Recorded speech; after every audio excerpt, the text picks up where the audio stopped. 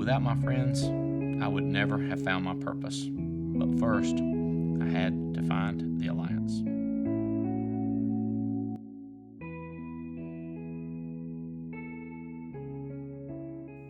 When I went in to the textile school at NC State, I was fired up.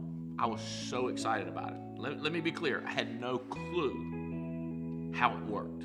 I was excited with nowhere to go. I was dressed up, fired up, didn't know the direction to take. So, went into it with passion. I love textiles. I love trying to find out how it works. What I couldn't get, I just couldn't get over, is they tell me who to be friends with. Like, you don't need to go down to the shop steward. You don't need to be friends with a fixer.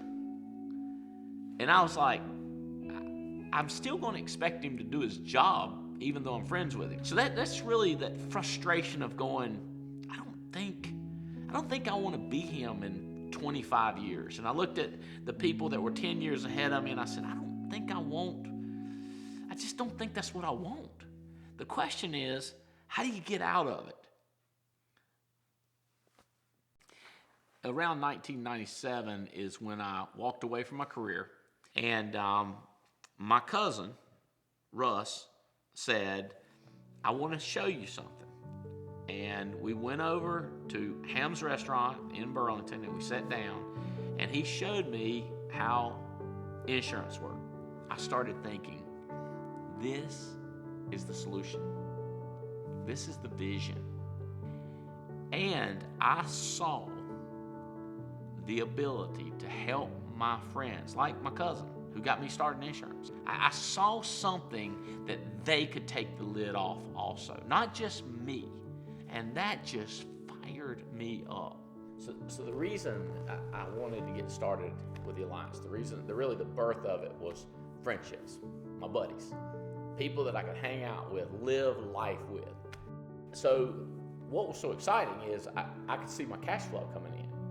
And then it was great too because my friends, the people that were selling and recruiting like crazy and building, they started to have cash flow. So it's just so fulfilling to see my friends doing good and they're moving up, and it was just a sign of the prosperity of the whole company.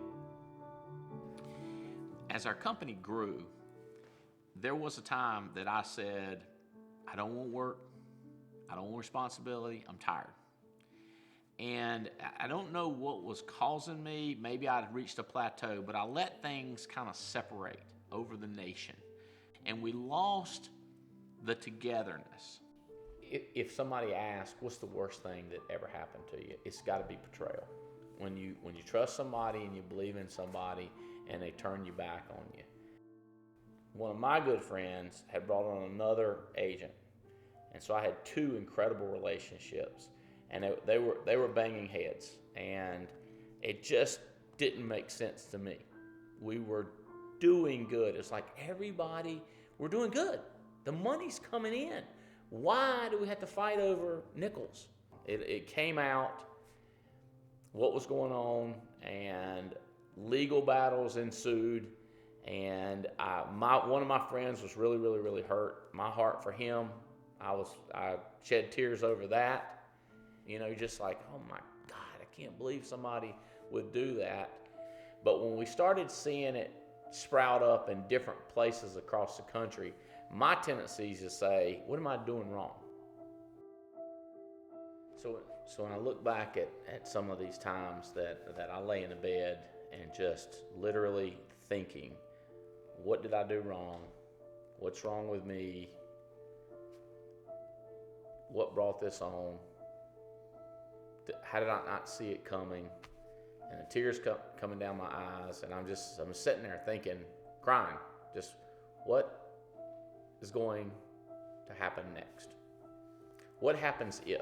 You know, it's that if this happens, then that happens. In other words, how bad can it get? I've heard of companies doing bankruptcy. I've heard of companies firing really, really good friends, and I just didn't want anybody hurt. I would get up sometimes at middle of the night, couldn't sleep anyway. What's the point? I can't sleep.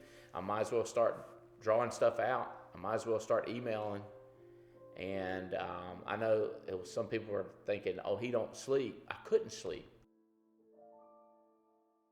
It was hard. It was very difficult not to question every single person.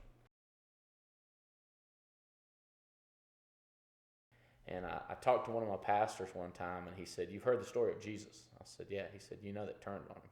Do you think you're better than him?" Oh, okay.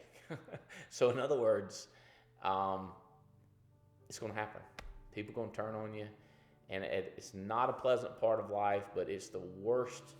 To me, it's just the most dramatic thing that happened when you give your heart and soul to somebody and you think this person's with you, and then that happens to you. It'll hit you. Hit you when you're not looking like a freight train. But get up and say, there was something good come out of it.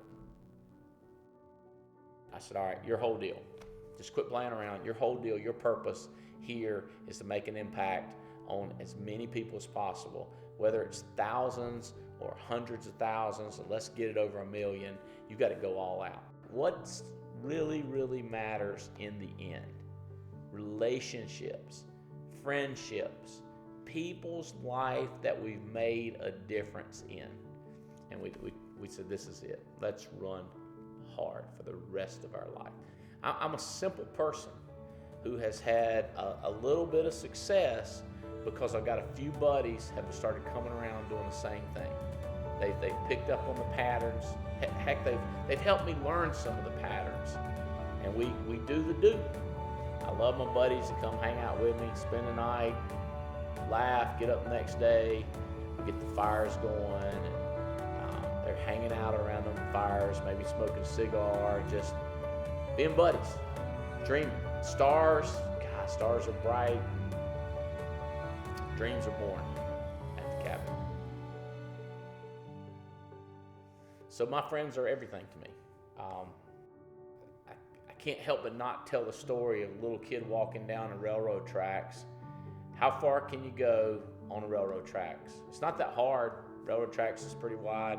You can balance on one rail, one track. But if I got my hand on my buddy, and we can lean in, we can lock arms, we can walk for miles and miles, and we have something to talk about.